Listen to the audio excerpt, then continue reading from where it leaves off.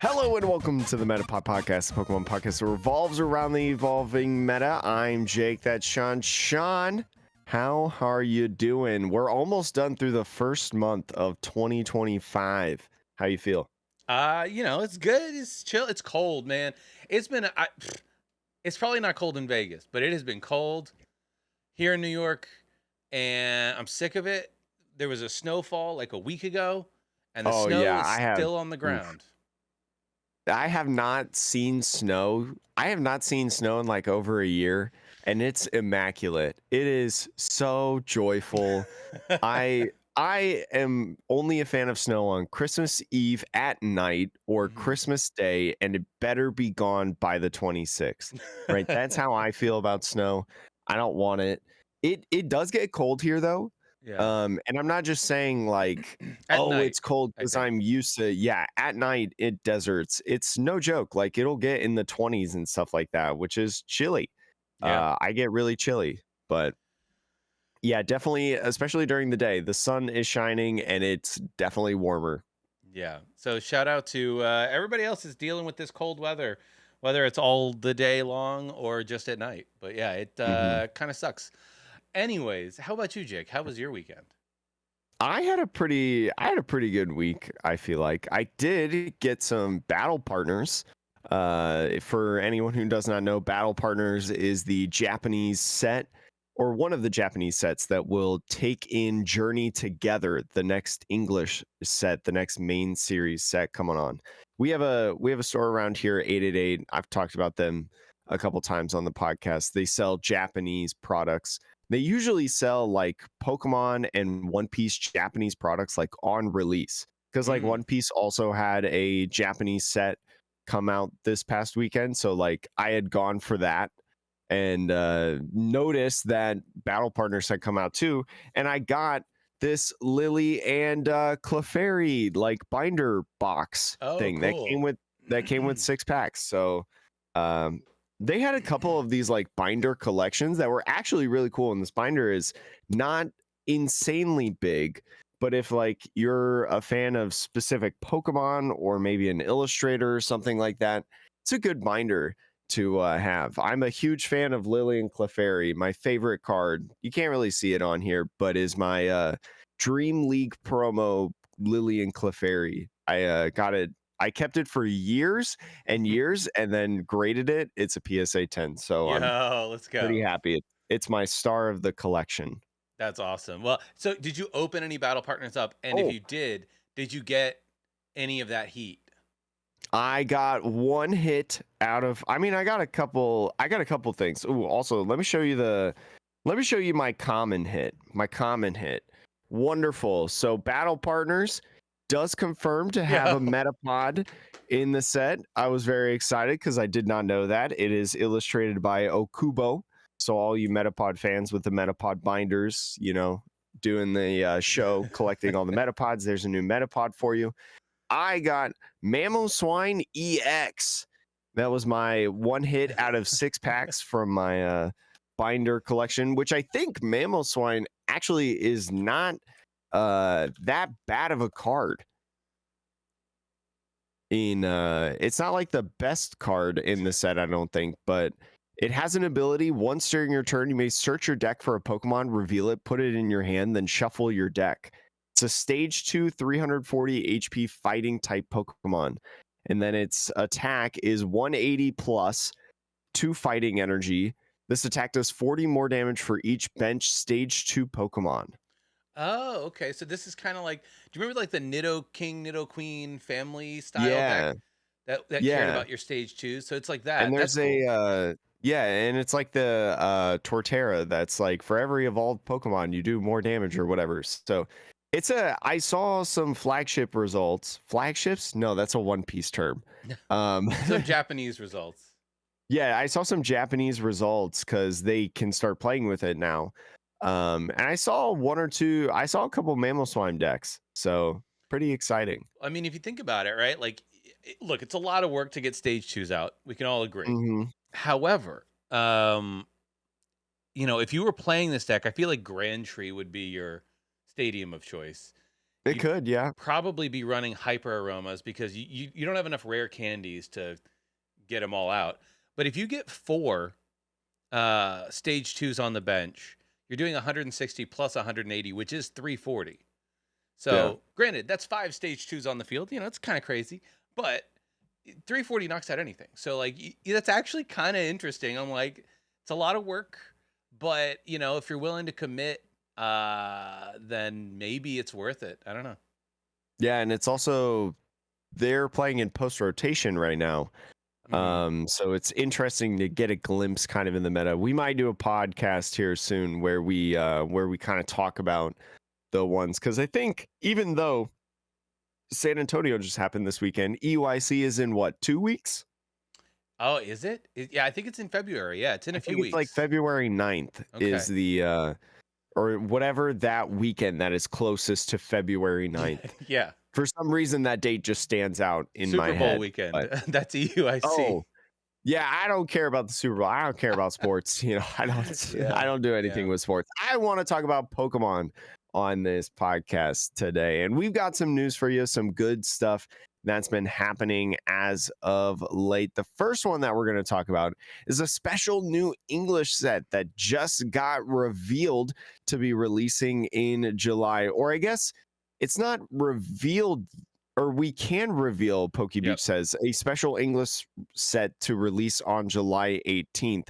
But I think the expected assumption of the names of the Japanese sets that will combine into it are Black Bolt and White Flare, which are going to be I think we talked about this the other week, but all 156 Unova Pokemon across the 2 sets coming in there. So Yep. Yeah, I mean this will be interesting. It's another specialty set, so I mean, we'll see if this is going to be as hype as Prismatic Evolutions, because they will be similar sets, right? We will get mhm. ETBs, and now it did say its first products will be 2 elite trainer boxes.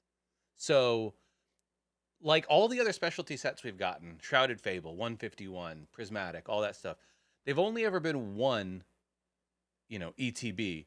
But we did, for a window, am I correct in thinking we, for a window of time, had 2 different ETBs you could buy? Maybe it was a couple of years ago during Sword and Shield, but you could buy an ETB for that featured 1 Pokemon and an ETB that featured another. Yeah, at first I was like, "You're crazy. What are you talking about? Pokemon Center ETB and regular ETB?" Oh But no, no. you're actually right. Yeah. They did, like, for Sword and Shield base set, they had Zacian ETB and Zamazenta ETB, I'm pretty sure. Yep. And there's like 1 or 2 other sets that I think Temporal Forces It was one of them, might because I feel have. like There could have been a there was Miraidon and a Koraidon, maybe. yeah, I think there was a Miraidon and a Koraidon. Yeah. And I think there was for Temporal Forces, it's the green Razor Leaf. No, what's the Teal Mask Ogre? walking? No. The one that's Virizion. Oh, yeah, I know what you mean now. I don't know the name of it. Iron The Leaves. There we go. Yeah, Iron Leaves. There's an Iron Leaves, and then I think the other one was Walking Wake. Okay. This week in Interesting. Ancient Pokemon.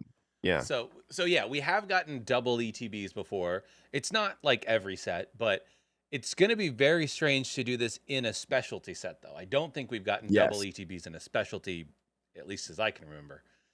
So most likely, as the article is suggesting, it's on screen, but for the listeners, it'll feature Reshiram in one, most likely, and Zekrom in the other as our guess.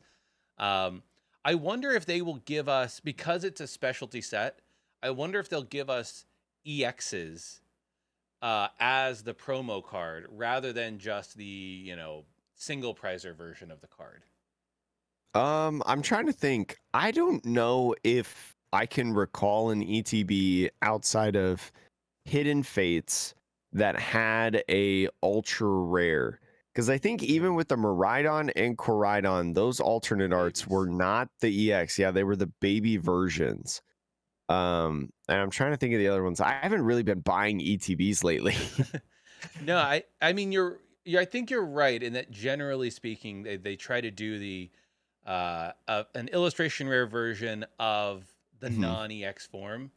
But it'll also be interesting to see though whether or not this will feature trainers Pokemon either. We don't know that yet either, because I don't think we don't have Black Bolt and White Flare set reveals, I don't think. No, those are coming out. I believe those come out on June 6th in Japan. But yeah, I don't know. Do you think that this is going to be the same level of hype as Prismatic, or are we due for like, a cool off? I definitely think that this is a more cool off than Prismatic Evolutions because I don't know if we've really seen the hype that equals Prismatic Yeah. Evolutions in a long time, I feel like, in the Pokemon trading card game. But I think, well, even with Shrouded Fable, you could find it was more so that stores weren't getting Shrouded Fable. They were being delayed or stuff like that. Not necessarily as much as people crowding stores in order to get it. But I do think with going over a specific region, right? Unova, a beloved black and white region. The good news is the scalpers and, all that stuff, they don't probably care about Unova.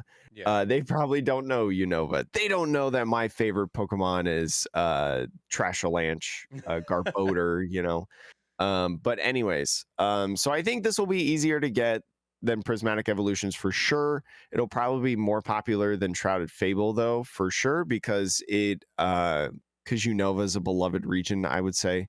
And so like real Pokemon fans like you and I, Sean, um, will be interested in this because we just like Unova, Yeah. right? Random question. There's another like small note at the end of this Hmm. PokeBeach article that says we can also reveal the next English set after Journey Together is going to be released on May 30th, and that one will feature, in particular, Glory of Team Rocket, Heatwave Arena, and some of the Marnie and Steven decks that are coming out in Japan. But interesting that the Glory of Team Rocket, the Team Rocket themed ish set, will be in our May 30th set. Jake, when is NAIC? It's in June. Yeah, it's in June usually, I believe. Pokemon NAIC 2025. June 15th through or 13th through Okay, 15th. so So it will be legal for then. this might be, we might be the first podcast to let you know. Uh, NAIC will be a new format featuring whatever the name of the May 30th set is.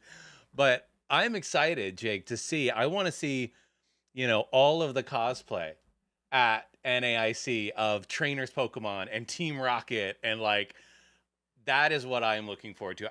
Please, Pokemon Company, tell me that that is in your marketing plans for NAIC. Go for it. Go for it, please. Anywho. Wait a minute. Isn't Steven's Metagross is part of Journey Together, right? No, Steven's Metagross EX and Marnie's Grimmsnarl decks are going to be released in Japan a little later, so they won't be part of our Journey Oh, Together set. got it. I mean, probably not. Hard to tell. Like, we might get a random card here and there, but what PokeBeach is implying is that those decks will be in the next set. Yeah, I think I just misread the article for a second there. But I know that the glory of Team Rocket or Team Rocket Returns or whatever this Team Rocket set is, I think it's going to have very similar to Prismatic Evolution.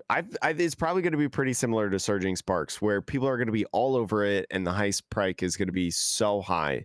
Yeah. That set's going to be on a lot of people's minds. I will say, Jake, before we move on to the next news, I saw people online selling. You remember Jesse and James, the card from when we first started playing? Yeah, Hidden Fates. I saw that. Yeah. People are selling them for like $50 plus, and I'm sitting here like, dang, this was like a $2 card. This card was trash. What is it? Giovanni's Giovanni's Exile? Exile. Yeah. It's like a $30 card now. So anyways, the Team Rocket hype is real. I'm just pointing that out. I saw, TCG Player right now, the lowest listing for a Giovanni's Exile full art is $18. That's crazy. The market price is like $5 though. So Okay, is there well, just like a why isn't the market price gone up? Hold up. What about the Jesse and James? shenanigans on TCG Player.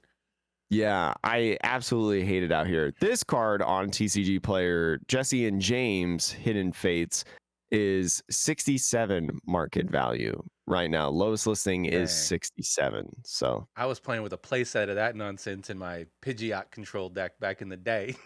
yeah, you know what? I thought about this the other day too. There's a Japanese specialty set around that Oh yeah. time. I can't remember what it was called because it's not Shiny Star V. It came in a Um, briefcase, right? n- no, I don't know what you're Oh. talking about Oh, anymore. sorry, there was a Team Rocket specialty collection that came in a black briefcase Oh, in no, I Japan. do know what you're talking about. That's not what I'm talking Oh, about. okay, okay. There was like a specialty set in Japan. They do like their yearly specialty set. One of them was Shiny Star V. I can't remember the name. It had like the gold maybe it was Tag Team All Stars. Oh yeah, yeah. Maybe that was the set name, but they had alternate trainers in there that were exclusive. It's like Hmm. the Green's exploration, and it was her and the Bulbasaur, and like Blue's tactics, and it's Blue and the Squirtle, and Red's challenge with Red and the whatchamacallit, Charmander. I forgot Maybe. Charmander's name for a second. Oh man, this podcast is going downhill. But they have an alternate Balelba and Bryson man that never made it to America. And I have a retro deck of Pidgeot Oranguru Control 2019 because that's my favorite deck of all time. And I kind of feel like I need to get the full arts now before uh before they start hiking up as well, because I think some people are also figuring out that Japanese cards are cheaper and Yeah. cool. Yeah. Yeah, and especially the ones that they're exclusive to Japanese, the arts that for Yeah, whatever reason didn't make it over here. Um exactly. Anyway, speaking of fancy special arts and things, um, so I think we briefly touched on this news article a few weeks ago that um, Simplified Chinese has their own sets now, and those sets are like crazy amalgamations of a couple of sets of ours. But their 151 set has just released or is releasing. I don't know the exact date. Regardless of like, what's in it, it does have awesome Pikachu art, but part of it was that there will be a Mew EX, the Mew EX that we all know and love. Only going to be 1,510 copies of this exclusive promo in simplified Chinese, Oh my and gosh. I have it pulled up on screen, but I will say for all the listeners, just you'll find it on Poke Beach. It's a gorgeous card, but yeah, Bubble Mew stocks tanking. This is the Mew EX to rule them all. Um, it's gorgeous. It's crazy.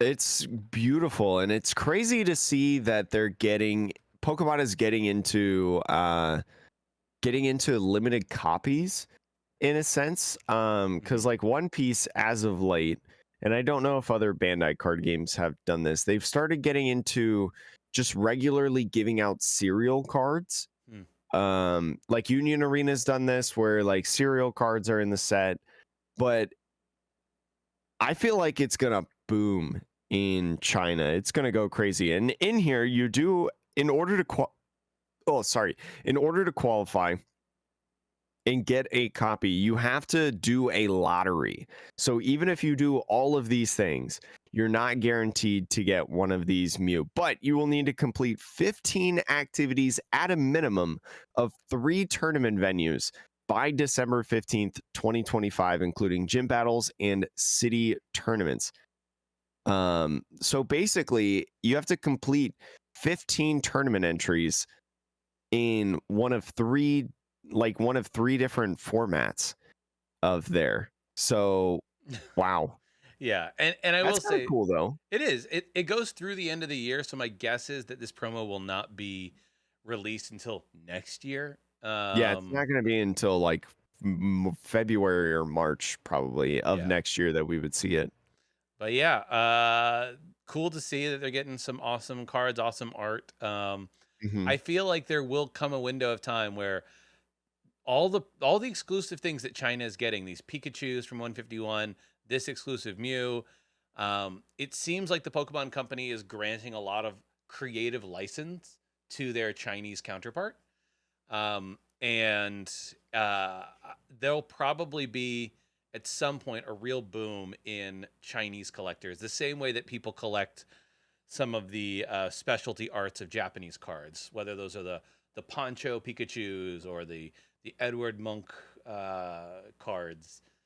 You know, If you want a booster box of Chinese 151, or whatever the actual name is, I just pulled it up on eBay, and it looks like you could get it for a booster box for about $50, yep, which I feel like is not too bad considering it's a combined set in a sense, right? There's a lot of cards inside of it. There's exclusive cards to Chinese. So I don't know. I might pick up a booster box because I mean, it's just cool.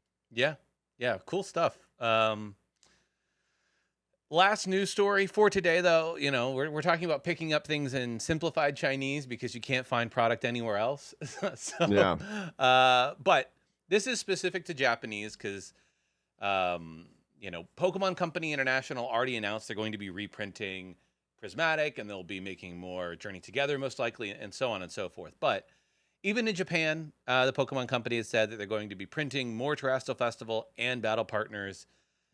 From what I hear, it is very expensive. Like a normal Japanese set will run you, what is it, like $50 on average, 50, Yeah, 60 yeah, bucks. I remember getting a Dream League box for like $50. So the fact that these same boxes right now are going for anywhere between $80 to $100, Hmm. just shows you that like clearly there's not enough of this product out. This happens, I feel like every couple years in Japan. There'll be like a window of time where there's just not enough product. Everybody's going crazy. They do a whole reprint, and then it calms down for another year or two, and then it just happens again. So Yeah, the last time, as Pokey Beach noted, is when they started doing made to order print runs for Snow Hazard and Clay Burst. If you do not know what those Japanese sets are, and you only know the English brain, which I can't blame you, it's a lot to keep track of. That's the Iono set, yeah, where Iono came out and was released. So I remember, I think it specifically came in Clay Burst, the Iono, and I know those were flying off the shelves. I know some of our stores that have Japanese Pokemon around here, they were just going bonkers being doing that. And then they printed it to the ground. And now I can go to the local store and buy Clayburst and Snow Hazard for not a bad price. So yep, uh really good sign seeing that creatures, has creatures in Pokemon have seen everybody's problems getting specifically like prismatic evolutions, and battle partners got pretty good attention over here in Las Vegas too, in terms of people buying stuff. So I'm it's good to see that they're responding about that, and they're going to be printing more because that's all we want. We just want yeah. some. And I will also say, like, if you look at the market price for, I'm talking about Prismatic versus Terrestrial, right? Hmm. Of like Umbreon and all of the different cards, but in particular the Umbreon EX. I think the Japanese you can find a non-graded copy for like $300 or $400. Yeah. Whereas in English, I don't know where it is exactly today, but I was seeing like $1,500 to $1,800 or more. Um, so Umbreon from Prismatic is $1,500 market value. yeah, so I will say like it is an interesting window of time where I do think a lot of collectors are really starting to question whether or not they need to be able to read the cards. If they need do I Hmm. need this card to be in English? Because right now there is a steep discount if you are willing to get a Japanese version of the card. And not only that, from what I hear, the texture on the Japanese cards, many people tend to prefer the Yeah, Japanese I print mean, quality. I will attest to this. I think Japanese cards are beautiful. I've owned some cards. I don't have any readily available for me to show you, but I've had cards that are the same in English and Japanese in terms of the same card, and they're hollow. And I prefer the Japanese. Like even in my GLC deck, because GLC allows Hmm. Japanese cards. If I get a Japanese version of a specific card, I'll switch it in my English deck and play it in Japanese. And I have said this through any of the card games that I play. Like I buy some of my One Piece alternates in Chinese, Mm. right? Because it's just insanely cheaper to get the same art, that I'm trying to strive for. So I would highly recommend if you're looking to get, you know, big high end cards, right, that you see in these English sets, I can't blame you, but look at your different options and look at other languages because even if it's like French or something, or, Korean, like man. The Korean booster boxes are Korean, much cheaper. yeah, like Korean as well. Like there's so many different languages now in Pokemon, and there's so many different like price options as well that, you can get pretty cheap. You could save a lot of money just by buying other languages. And you're not going to put it in a deck anyways because you don't want to shuffle it. Who cares? Yeah. And I will say, like, it's an interesting thing of it starts to separate if these prices remain crazy in English, which I Hmm. don't know if they will, but it'll start to separate the collector base from like people who collect to like make money at some point and people who collect because they genuinely love the cards. And like the more people that genuinely love the cards start getting priced out of English, I think that will ultimately hurt that collector market because it's fewer people buying your overpriced English cards. I don't So, think I don't no, think it'll really get hurt. no, No, maybe because I not. think I think no offense if this is you, but whales will be whales. Like if you Yeah, have excess money to spend on this stuff, like you'll just spend it. fair. Like the amount doesn't matter, But yeah, you just know. the more I think about it, the more I'm like, maybe I should start collecting more Japanese cards because You know what? I'm gonna buy pretty one of dope. these Chinese booster boxes. Heck yeah. This is yeah. 15 packs per box, 5 cards per pack, one hollow in each pack. Hey, that's a steal for $50. Yeah, it's like a Japanese booster box, And pretty much. also, the Japanese specialty boxes are just so cute. They come in like a little square, like a little cube, and they're just so Yeah, cute on your shelf. like the box of the Pikachu booster box in Chinese is so cute. Hmm. And you know what? It's exclusive to Chinese. Yeah. Okay. Well, that's all the news that's fit to cover right now. But there was a big old regional that happened Hmm. over the weekend in San Antonio. And a lot of different decks were played. I didn't really get to see a lot of the like breakdowns of like what's been played, but reality is it's pre-prismatic evolutions. So the decks that we talked about last week at Birmingham are probably a very similar mix. Um, Hmm. but Jake, what took the top spot? The one that took the top spot, my personal favorite, and I was cheering the whole way through. It was Henry Chow piloting Gardevoir, probably at this point the undisputed Gardevoir king. Right, he took the tide. 7% of Gardevoirs in day 2. Right, that was the meta share for Gardevoir. It was the 4th most popular deck in the event. Sean, do you know what the most popular deck was in the event? I'm gonna guess Palkia. No, it was Reggie Drago. Oh, okay, fair enough. Wait a minute. I thought that was a snowball right there. Reggie Drago at 21%, That's a lot. Charizard Pidgeot at 10%, Lugia at 9%, Gardevoir 7, Archaludon at 6.7 as the 5th most popular deck. That one just really picking up steam in the last couple weeks, with the last couple of regionals and different ICs and things like that, special events, and then Origin Form Palkia V-Star being the 6th most popular deck. But Henry Chow's version, we don't have his deck list at this point. I assume it will be released soon, whether it's like through a article that he writes, or maybe a post on Twitter or something like that. But we know a couple things about his deck. I did kind of watch a couple of his games, especially in Top Cut. He has gone to a turbo version of the deck, right? Turbo version. The A spec of choice is Secret Box in Gardevoir, which is so cool Love to it. see Secret Box. I mean, I've been playing Unfair Stamp in mine, and I've just felt okay about Unfair Stamp. So Secret Box is a really nice addition into the list.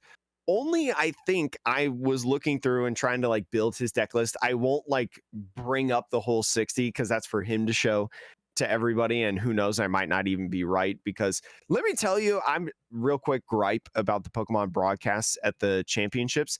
They don't show the camera angle of the deck when they're doing the deck search anymore.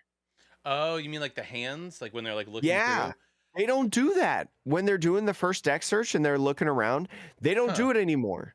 They keep it on the top overhead camera, and you can't even like try to look at the side, because in a normal angle, you can in that normal overhead Yeah. angle, you can kind of still see the top, and if you're familiar with the cards, you can pick most of them out, because they got the new things on the side this season where they put like what Pokemon's on the bench and stuff. And it's a great overlay. Don't get me wrong. I love the overlay. Sure. It's very, very good, especially for a newer player.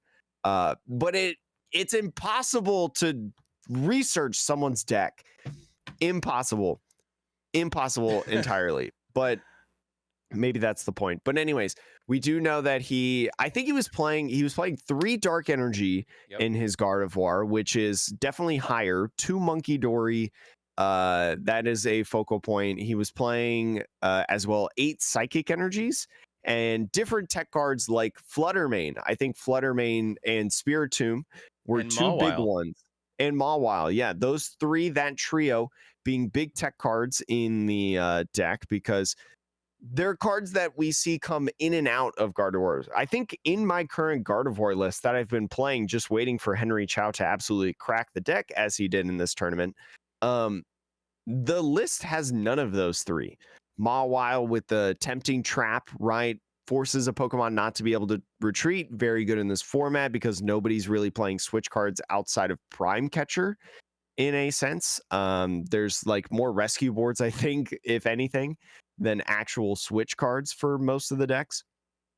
The whatchamacallit, the Fluttermane, really good, not only for putting 90 and 2 damage counters on the bench, but also just really good for not allowing some certain abilities, right, for specific decks. And then Spiritomb as well, just preventing abilities of, is it just Vs. V Pokemon? I Yeah, think it's it's not. Pokemon V. Yeah, it doesn't include Squawkabilly EX, but it includes Luminion, which is very good And for Rotom certain V. matchups. Yeah, and Rotom V. So Charizard, sit down, buddy. Yeah. So really good stuff from Henry in there. It was very exciting to watch. I will also point out he runs 2 Professor Turo in the deck. Yes, I did note that when I was researching his list. 2 Professor Turo is really interesting because 1 has been the wave at this point, and so I don't know how many people were running 2 in this tournament. I've only seen 1 list that was top X or whatever, Axel Alvarez. I think he was top 100. Yeah, 84th. He was only running 1 Professor Turo in his list. So I don't think 2 was a technology that was utilized a lot. I think also played multiple TM evolutions. Yeah, I Which think is 2 another TM kind of surprise. Evos and Yeah. maybe a TM Devo as well. Or No, I don't think he played a TM Devo. Okay, that was Alex then that was playing the TM Devos that I saw. Mm-hmm. But yeah, I mean, look, I will say, like, I watched his match against James, who was playing Pidgeot Controls. Mm-hmm. Yeah, I think that's how you would frame that. Who is all out Blitzel, I'm pretty sure. Yep. On social media and online. I'm pretty sure. So I'm looking it up. watched Henry play that very, very well. And then in the finals match against Alex Szymanski, who was running Palkia. So, the deck that did really, really well at Birmingham Still did very well here. I think Palkia and Alex piloting it really, really well. Just the one thing I'll say about Palkia, and I played Palkia at a challenge this weekend. I did not play it nearly as well as Alex did. I will point that out. It's a much more. Um, I think Palkia is actually a way more complicated deck than it looks on the surface Oh yeah. because of the like when and how you use your Noctowls and like because I hadn't played it and the piloting and the sequencing of everything just felt like after every game when I lost, I was like, man, I could have done this instead or I could have done that. And so boy howdy. I'm just pointing that out because that was a surprise to me because it feels like Palkia go burr, right? Fill bench, get water, go big damage, and you're like, oh man, it's We actually made that joke a couple weeks ago. I Just know. you want a half decent deck, just stick Palkia and Greninja in there. Hey, and look, it's true, but like actually It is. piloting the deck is like because you only play 7 energy in the deck, Yeah. and so between when you use your V Star power and when you use your glass trumpets, and like, do you bother with even going Radiant Greninja because that's going to be 3 energy that you're going to have to discard 2 of them, and it it's a real funky deck, but I'm sort of jumping ahead, but like I will also say Alex's list versus the top Palkia at Birmingham. A couple of small changes. He is playing the Transformation Start Ditto, which I love. I Um, love that guy.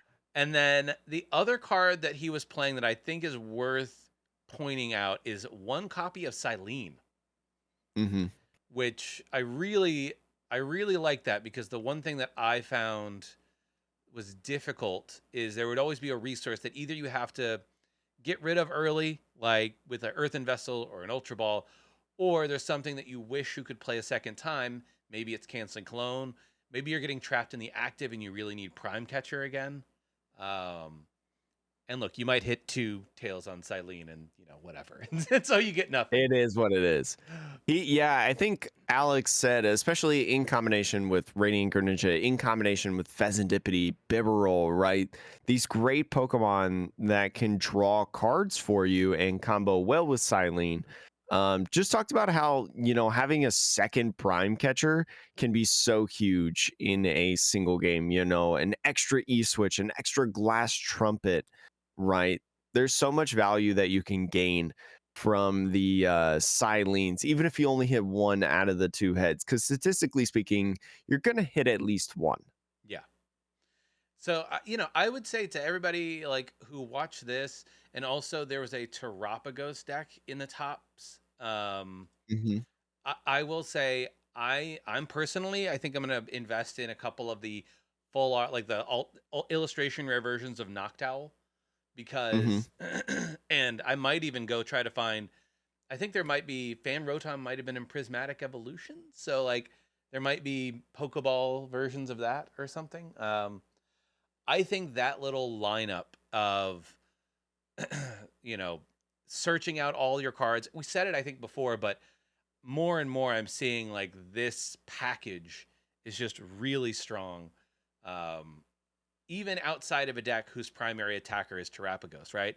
If you just throw in hmm one Terapagos and this little package of cards, like I think when we lose things like Colress and when we lose things, with rotation, I think that that's only going to go up in value. That just a thought. Fan Rotom Master Ball, $11 right now, Sean, per card. Not a bad price for Master Ball. And then Noctowl, not the Pokemon Center version, just the regular ETB version, $2.40. Yeah, I think we mentioned it on the pod a couple weeks ago that if you want to get ready for rotation and you want to max rarity, your Noctowls to get a playset of those, because I think they've actually gone up $1 since we've talked about it. yeah. So, yeah, Jake, anything else that you want to talk about with these results? I will say congrats to All Out Blitzel, right, for getting 3rd place overall in the event and doing it with control. I know that All Out Blitzel, he calls himself a local warrior, right? Doesn't do good on land, right? Only online. Did a fantastic job, and I know there's a ton of people rooting for him along the way as well. Summit, the 5th place finisher, though, playing control as well. Sean, his record, I don't know if you saw on Swiss, 1301. That's crazy. Yeah. Yeah. That's Going like 1301 in Swiss. going, especially like for those of you who don't follow the annals of control, going 13 wins and only one tie in a tournament of this Oh, I'm length. sorry. I said control. This is probably more like stall. Sure, In a fair. sense, if you pull up the deck list, it's playing Block Snorlax, Corner Mask Oh, Ogrepon, yes. Mimikyu, like, but it's still I a grouped deck them that all. does not win quickly. Yeah, and I grouped them all by decks that don't take prizes, right? Like this Yeah. is a deck that also doesn't take prizes to win. So yeah, like There's literally no energy in this deck. so that is an accomplishment because what it means is you're not going to have time to get 3 games in a 50-minute best of 3.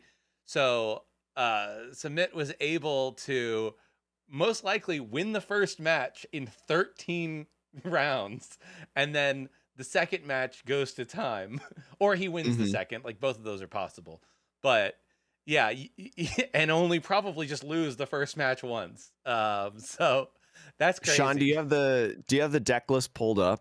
Don't Yeah. pull it up. Don't Oh, pull it dang. up. No, I'm not I was looking gonna at make it. you. I'm not looking. I was gonna make you guess what is the A spec in Summit's Block Lax deck. We talked about this A spec, but I would say the Miracle headset we thought would be a good A Shoot. spec. I think you cheated. No, I think I you didn't. cheated. I would have never got Miracle headset. No, when we talked about it coming out, we were like, we don't see any place for this in the current format except in some form of stall or control. And like Miracle headset, if you do not know, item card, put up to 2 supporter cards from your discard pile into your hand. So as Sean's saying, very good for control, block lax. Sean, guess, or no, there's a lot of supporters that you can guess that are in this. Think of an abstract supporter that you probably played with recently in a pre-release that was in this deck. in a pre-release. I mean, the only thing that I can think of that I think is actually a half decent supporter that nobody plays, because I played it in a recent deck, is Surfer. No. Good Okay. guess, though. I think Surfer is probably a good guess. Kofu has 2 Oh. copies in this deck. What does Kofu do? Do you remember what Kofu do? No. Kofu is a supporter. Put 2 cards from your hand on the bottom of your deck in any order. If you put 2 cards at the bottom of your deck in this way, draw 4 cards. Oh. If you can't put 2 cards to the bottom, you can't use this card. Yeah, but like, yes, stall and control are decks that want to just get as many cards in hand, all the resources. So well, it's not basically- only just as many cards in hand, it's about having specific cards in Yes. hand, right? Having specific pieces at specific times that you want to utilize. So there are more Kofus in this list than Team Yell's Cheer, Iono, Arvin, Airy, Erica's Invitation, and Zerosik's Machinations. I hate that word, dude. There are more Kofus than that. It is tied for the most plentiful supporter in this list with 2 Pennies, 2 Bosses, 2 Misfortune Sisters, and 2 Silenes. Yeah, that checks out. But the Kofu, Yeah. Kofu is crazy. The Kofu fans are living today, I would say. But very, very cool list. And 1301, just wanted to note that as well in this tournament. So Jake, as we close a chapter on pre-prismatic evolutions, and we open up the last chapter of this format, which includes prismatic evolutions, what do you think, if anything? We've looked at a couple of Japanese lists, we've heard rumblings, but what do you think the shakeups are going to be, if you had to guess? I think Gardevoir gets a lot better pre-rotation with prismatic evolutions with the inclusion of the Budu. I think Gardevoir is debatably one of the best decks to add Budu, right? Gardevoir is, even though Henry Chow, right, and the person that Neo Orlanson is their name. played Gardevoir and got top 8 in this event. Gardevoir is a slower deck, right? Even though everybody's playing the turbo version, Gardevoir is a slower deck because you actually evolve into your Curlius, right? You don't skip into Gardevoir. You still play your Curlius and you still get that refinement. The Budu allows you, if you're going second, especially, not only to have an option of the item, right? Item locking, but also you can still TM Evo if you don't want to Budu. So just having a lot of flexibility and a lot of inclusions, I think Gardevoir for EUIC is probably debatably the best deck. And I will stand by that. You know, Gardevoir just kept staying in format. It's like Mew VMAX, right? It's like Gardevoir's not a good play for this. Oh, look, it just won this event. You know, not as much as Mew VMAX, but you know what I mean. I like that. I like that because it is a crazy versatile deck as well. Yeah. The deck that I don't know if it's a good deck, to be frank, and I don't know if Prismatic, if the inclusion of Budu alone is going to make the deck really that much better. But I do think Dragapult gets better because of Budu as well. Because similarly, it is a little slow. You oftentimes want to do the same thing Gardevoir does, which is evolve into your Drag Cloaks, right?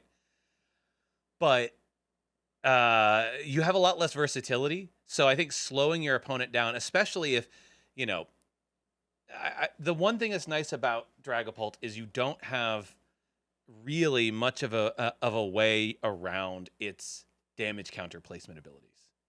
Yeah. You know, you can run Mist Energy, and anybody who plays Dragapult might, or even Regidrago, might play one copy of Enhanced Hammer to get rid of that Mist Energy. But like, to be honest, like I've never seen anybody actually run Mist Energy outside of like a Lugia. So, and like, who's running Rabska? Nobody runs Rabska either. So yeah, not anymore since Tord ran it at Worlds, I think it was. So I just see all that, and I'm like, I don't know if the maths perfectly for Dragapult. It may just not be worth it. But I think that would be a deck. Maybe that, or to be frank, Regidrago in its last gasp could play Budu itself. It might for the beginning stages. Right, It might just like replace Cleffa in a sense. Because if you're thinking about it, right, if you want, you can play Budu Rotom V instead of Cleffa. It's a free retreater. Hopefully it's easy to get out and get into the active. And yeah, you slow your opponent down, which against Regidrago, they're not doing anything turn one. So them going second, I think Regidrago going second is actually kind of a problem sometimes, because if they're able to gust up your Regidrago V and you don't have a second one, game can kind of just be over, right? And I think Budu can put a stop to that. So I don't know. I think the Dragon decks also get a little better with Budu. I definitely agree with Dragapult. I wonder if you just take out Iron Thorns in general. You know, stop doing Thorns Pult, which Iron Thorns, don't get me wrong, is good in Dragapult, right? It's the whole reason that Dragapult became relevant as a like actual deck and not just a piece of Regidrago. You know, and what did it do? It slowed down the game for Dragapult to be able to do that. So with items being so big and so huge, maybe you put the little one prizer in play of the Budu instead of the two prize guy, the Iron Thorns, and you just go in and you make things slow for your opponent that way. You know, so I would agree that Dragapult's another really good option for Budu, and unfortunately, really Budu's the only impactful card in this set. Well, I will point out there's a couple of cards that people have pointed out that are really good in specific decks. Regigigas. I think there's a Regigigas in the set. Yeah, so, there's a Regigigas that hits very hard. It hits very hard against Terra Pokemon specifically. So for those of you who don't know, it's a colorless Regigigas, 4 energy, so it's a lot. But it does 100 damage base. But if your opponent's active Pokemon is a Terra type, it does 230 damage more, which, you know, if you do your math, 330 is enough to knock out Charizard. It's enough to knock out Dragapult.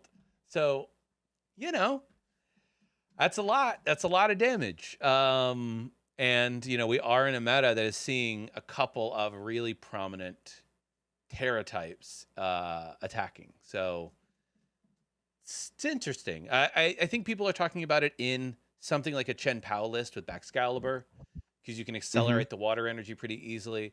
Maybe even it could even be good as a one of copy in Lugia, because you don't have to evolve into a Chinchino. And I think Lugia, just in general, tends to struggle with Charizard. It's just, Yeah. the Pokemon is just so massive that like even a Chinchino might struggle to take that knockout. I definitely agree with that in terms of the usage of Regigigas. I know there's probably a couple other decks that I've heard rumblings about where some people are like, maybe we'll just throw in Regigigas, right? Because it just hits so hard and it's so good. Yeah, it's weird. It's like a Charizard counter. It feels like, but it Yeah. costs 4 energy, so it's like, Well, know. Charizard is a ton of the meta, yeah. so it kind of makes sense, right? I just mentioned how in day 2 it was the second most populous deck. Do you think that Lost Box makes a comeback with Regigigas? I do think it's a cool component to it. I guess it depends on how popular like Budu is, right? Well, Budu only stops half Cramorant of can it kill because Budu. you can still, Cramorant can go in there. You can still use Comfey and Radiant Greninja, stuff like that. I think maybe, I don't know if Budu would be an inclusion in Lost Box, because you can go in and you can slow it down when you're trying to build up your Lost Zone. I don't know. Budu's just like a really good card going second. Yeah. In general, like for most all decks. It is interesting. It's almost, I think to myself, if I'm trying to do Turbo Lost Box, but I'm committed to like, I don't need to attack going second. Maybe you choose to go second. To your point, you put Badu in, you run four switch cart, rescue board, all that jazz, right? You get all your comfies rolling early. You get your Colress off, and you sit happy with like 4 or 5 in the lost zone at the end of the first turn going second, and then you finish the turn with a Badu to say, hey, I'm not going to let you do any shenanigans. If you want a prize, you're going to have to take a single prize on this Badu that I don't care about. And then by the time, you're done, I'm going to have 9 cards in the lost zone and, off to the races. So it's an interesting thought. Yeah, it'll definitely come down to whether or not, Reggie Drago is still so dominant, because between Dragapult and Kyurem, it's disgusting. It's just gross. Yeah, and I mean, I'll stand by what I said previously on the podcast. Like, I don't think Budu is going to dominate I don't think we're going into Mewtwo wars, right? Back in like 2016 or whatever it was, XY era. I just think Budu will be common among a lot of decks, but I think much like kind of Seismitoad was in a sense, or Trashalanche Garbodor, a better example on there, is decks will just change in terms of their builds to adjust to that, to keep Budu in mind. So I think it'll be prevalent. It won't be huge. Yeah. I will say I'm excited to grab a few more copies of Budu and try to play some. I still need one. Some Budu Frostlass Control. That's just, oh god, that's my you're closing thought.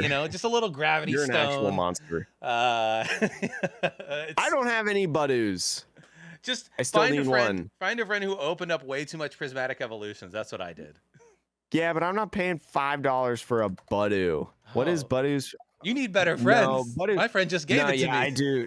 No, Budu's like $1.50 for a common. That's crazy. Anyway, I mean, it's the only good common in the set, so yeah, they got to make the only good money. card in the set. Well, Jake, anything else before we sign off? That's going to be all from the Metapod podcast, the Pokemon podcast that revolves around the evolving meta, and where half of the podcast does not own a single Budu from Prismatic Evolutions. I'm Jake. That's Sean. Have a great rest of the day. We'll see you next week in February.